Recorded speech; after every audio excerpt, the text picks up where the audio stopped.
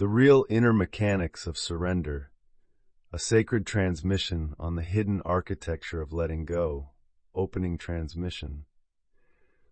What if surrender is not something you do, but something you stop doing? What if the deepest letting go is not an act of will, but the silent collapse of tension that was never yours to hold? We often hear the word surrender and imagine passivity, weakness, defeat. But in the sacred dimension, surrender is the ultimate return to reality. It is not the giving up of effort, but the giving back of the illusion of control. Real surrender is not a behavior, it is a shift in identity, a disintegration of the personal grasping that believes it must manage the universe. To truly understand surrender, one must enter the mechanics of clinging itself, the architecture of contraction, the inner scaffolding of resistance, and from there, like a petal collapsing back into root, dissolve into stillness. Let us enter now the real inner mechanics of surrender. 1. The architecture of control. To see surrender clearly, you must first understand control, not as a surface behavior, but as a subtle reflex embedded in the nervous system. Control is not just action. It is anticipation. It is the habit of bracing against what might come. This bracing happens in the breath, in the muscles, in the very idea of self. It is the tightening of identity around imagined futures. Control says, I must prevent what I fear and preserve what I desire. And this belief drives almost every movement of thought. It is invisible because it feels normal. But look deeper and you will see control is always based on separation, a sense of me versus life, me versus time, me versus mystery. Real surrender begins by noticing this inner architecture, to see clearly the constant rehearsal of scenarios, the mental grasping at outcomes, the physical contraction in the gut. Only when you see the structure can it begin to soften. Surrender is not a choice, it's an undoing. Most people think surrender is something they must do, but that's just the ego trying to do surrender. The real surrender happens when the one trying to surrender is seen as unreal. Let this be clearly understood. Surrender is not a command you give yourself. It is the moment the commander disappears. You don't jump off the cliff. You realize there was never a ledge and no one standing on it. What we call surrender is the dissolution of mental holding, the unraveling of tension in awareness itself. You don't make it happen, you stop interfering. It is the death of the one who thought they could manipulate reality, and in that death, freedom is born. 3. The 3 energetic layers of surrender. Surrender moves through layers, each deeper than the one before, each requiring greater subtlety. First is the physical layer. This is where tension lives in the body. Shoulders, belly, jaw. Here, surrender begins with awareness of contraction, not forcing it away, but softening into the space beneath it. The breath becomes the doorway, not to escape, but to melt. Second is the emotional layer. This is where the heart clings to past pain, to future hopes.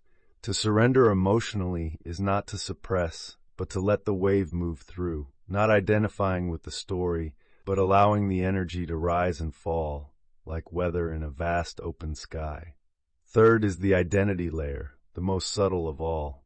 Here, surrender is not to a feeling, but to the absence of the feeler. It is not letting go of something, but realizing there is no one to hold. This is not poetic, it is exact. True surrender dissolves the imagined center that clings, and in that dissolution, only presence remains. 4. The nervous system's role in letting go. Many seekers overlook the biology of surrender, but the body plays a critical role. The sympathetic nervous system is wired for survival. It clings, it braces, it prepares to fight or flee. In many people, this system is chronically activated. The parasympathetic system, however, is the gateway to surrender. It is the branch that slows the heart, deepens the breath, restores inner silence.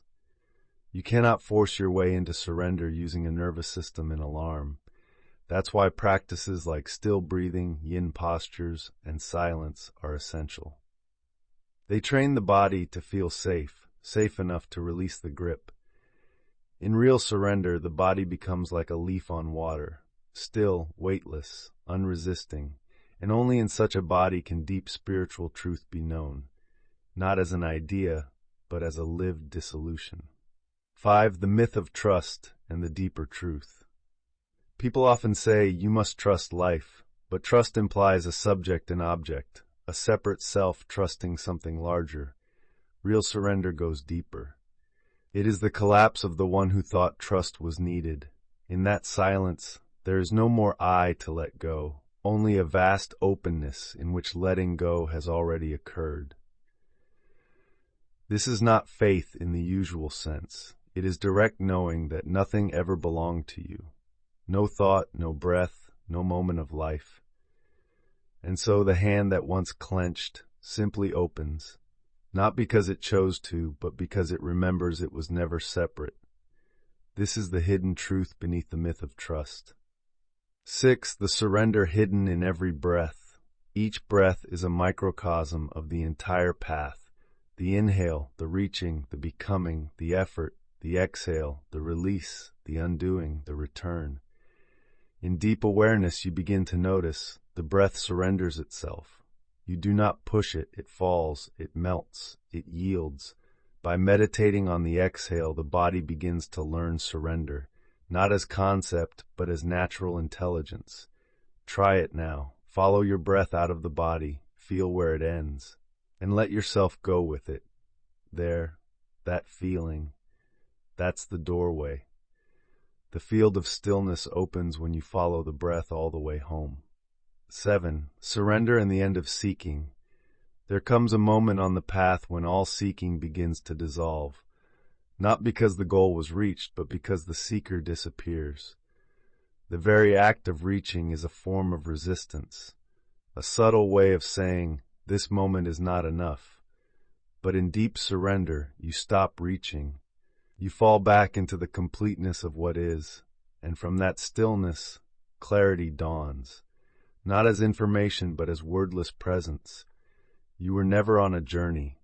You were always the silence behind it. The path disappears, and so does the walker, and only presence remains. Letting go of letting go. Even the desire to surrender must one day be surrendered. The final veil is the one who wants to awaken. This is the most subtle trap, a spiritual ego trying to die. But what is not real cannot die, and what is real was never born. So stop even this effort. Let go of letting go, and what remains is not you. It is what always was, still, untouched, whole.